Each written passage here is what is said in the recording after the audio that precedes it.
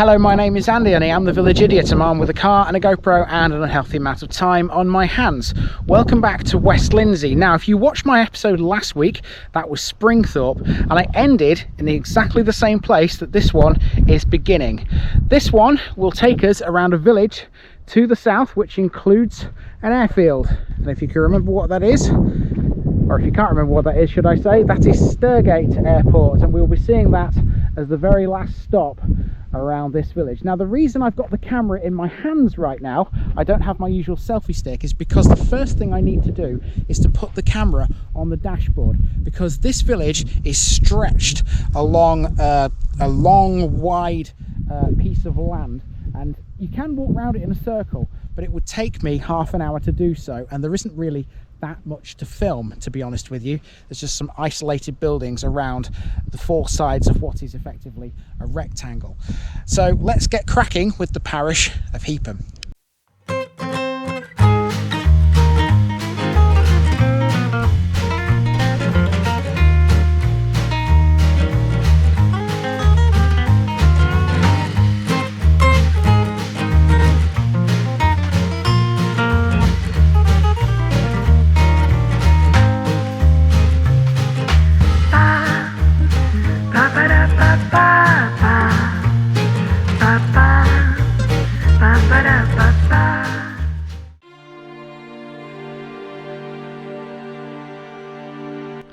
Heapham is a tiny scattered parish bounded by the neighbouring West Lindsey parishes of Harpswell, Corringham, Springthorpe and Upton.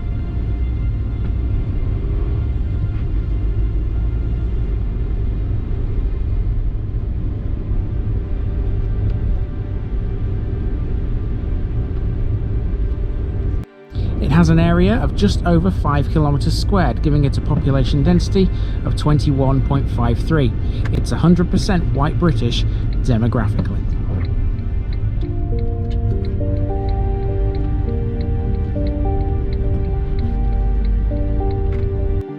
Heapham's average house price comes in at a value of £327,000.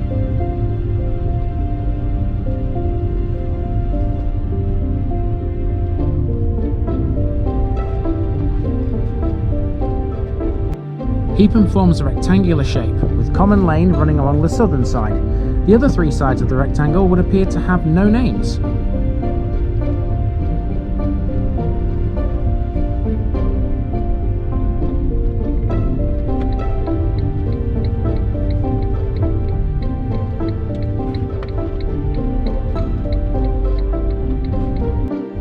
According to a dictionary of British place names, Heapham derives from the Old English for homestead or enclosure where rose hips or brambles grow.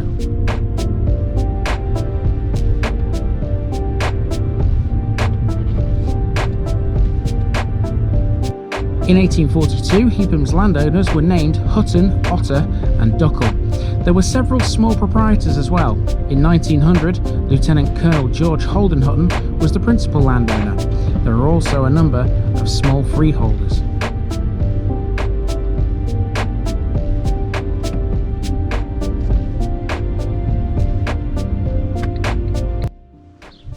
Okay, so effectively what I've done there is I've completed two sides of that elongated rectangle and come down the third side as far as this corner here, and this is where we start to encounter some of the interesting stuff. There's a postbox in a little wall here for a start, and there's a building over there that looks distinctly like an old chapel.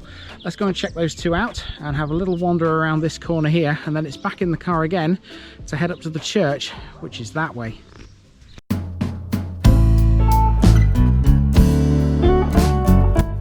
Two chapels were built by the Wesleyan Methodists here, one in 1842 and the other would replace the first in 1897. The second one is seen here.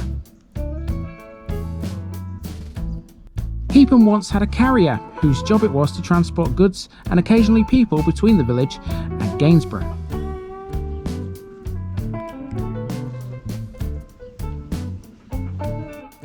Other professions and trades listed in 1872 included the parish rector, a corn miller, a farm bailiff and 13 farmers, one of whom was a parish overseer.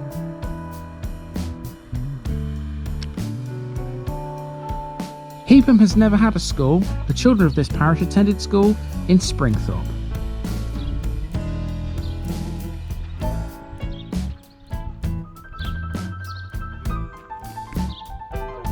On Common Lane is the parish notice board, a small wooden pinboard exposed to the elements.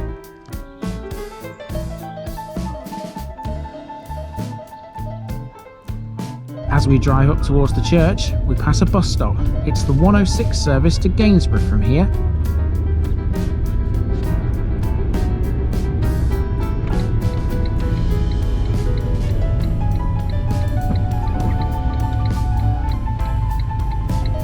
The church stands alone in a field, the original village having dwindled and moved, probably due to the plague.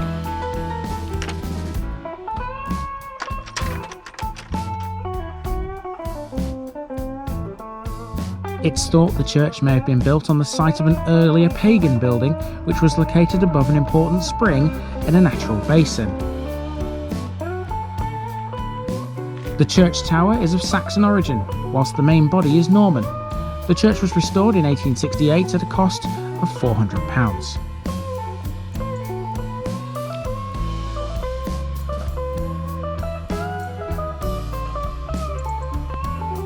Moving into the churchyard, there's also the remains of a medieval cross to be found here as well.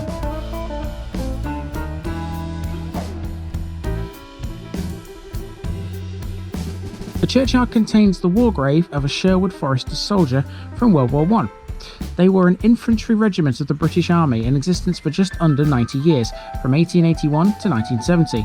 In 1970, the regiment was amalgamated with the Worcestershire Regiment to form the Worcestershire and Sherwood Foresters Regiment, which in 2007 was amalgamated again with the Cheshire Regiment and the Staffordshire Regiment to form the present Mercian Regiment. It looks like the sun's going to come out now. There's some blue sky up there. Fabulous.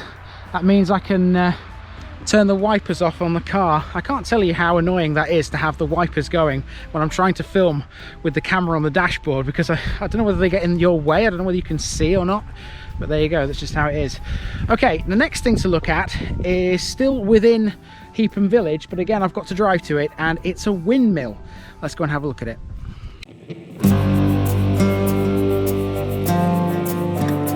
Hewitt's mill is a standing testament to a bygone age of milling. Its construction is owed to the millwright Johnson of Low Burnham near Haxey in 1876. It used to have sails and was once described as the most complete windmill in West Lindsey.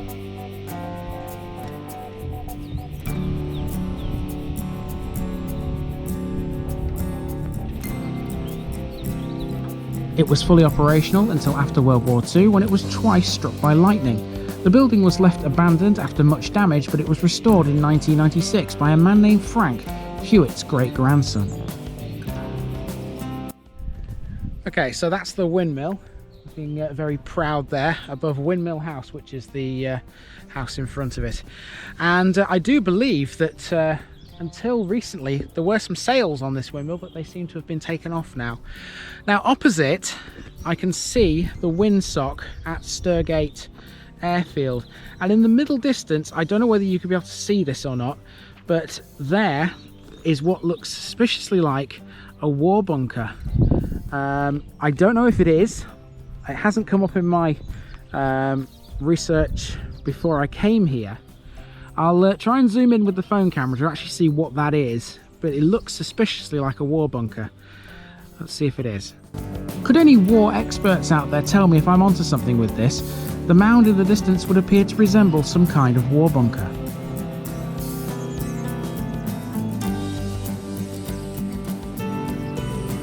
Now we're off for a drive to Sturgate Airport, which means going back through the main part of Heapham to Common Lane.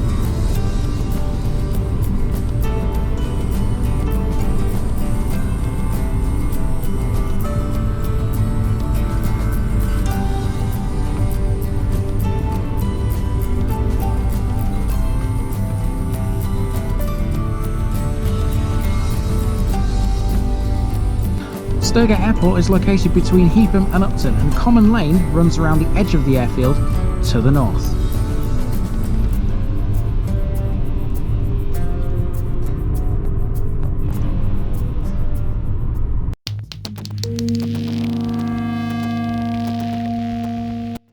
Okay, here we are then at Sturgate Airfield, and it's an active airfield, this one. It's not abandoned, it is still very much in use, and there are a few signs around to tell you that. There's one just here which I'm just going to film. It tells you it's an active airfield, no unauthorised persons or vehicles beyond this point. So I can't actually step onto the airfield, but I wasn't expecting to anyway. I've also made sure that I haven't parked on these double yellow lines, because there's a reason for those. That's because aircraft, low-flying aircraft, come in and out of this place all the time. What I'm going to do is I'm going to drive around to what effectively is the main entrance over there, see what I can get with the camera. Might not be able to get much, but if not, I will include some bits and bobs about the airfield in today's picture bit, which is going to come up straight after it. Sturgate Airport is quite a small airfield in comparison to some we've seen. It has the International Civil Aviation Organisation code, EGCS. Originally opened in 1944 as RAF Sturgate, the airfield was planned as an operational bomber air station, but opened too late to see active use.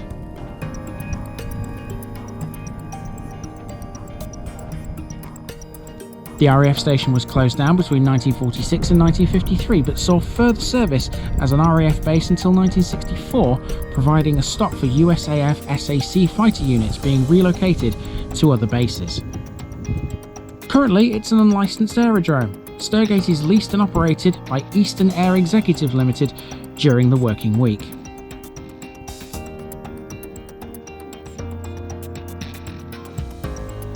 EAE have a hangar at the airport where they carry out maintenance services on light aircraft.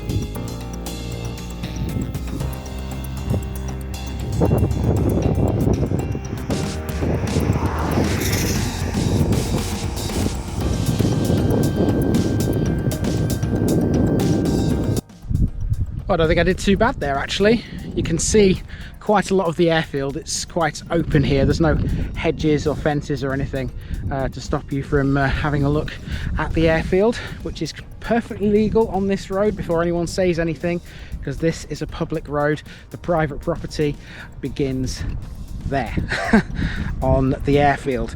This is a public road and it's perfectly legal to film from here. That's Sturgate Airport for you then, and that brings us to today's picture bit, and here that comes.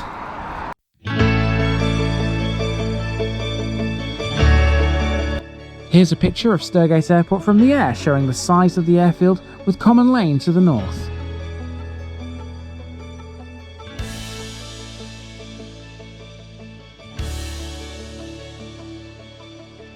The local Lincoln Aero Club operate the field during weekends, based in the original control tower.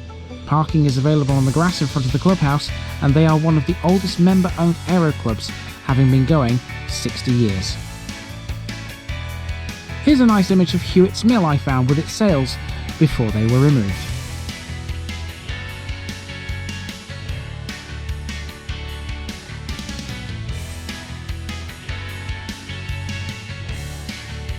And finally, here's a nice shot of the interior at All Saints Church.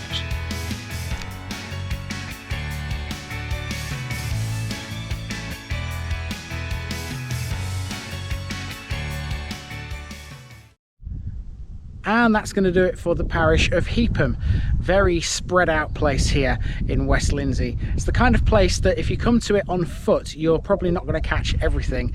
You definitely need a car to drive around to catch all the main landmarks. And thankfully, old trusty Fiat Punto here of mine does that just perfectly fine. Excellent. Okay, so I'm on to my next village now in West Lindsey, and you'll see that next Monday. But for now, this has been the parish of Heapham, and I've been Andy, also known as the Village Idiot, and I am out.